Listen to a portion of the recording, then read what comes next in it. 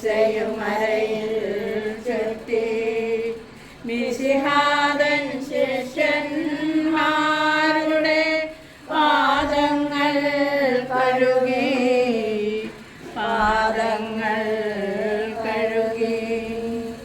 വിനയത്തിൻ മാതൃക നൽകാൻ സ്നേഹത്തിൻ പൊൻകൊടി നാട്ടാൻ സകലേശൻ ദാസന്മാരുടെ പാദങ്ങൾ കഴുകി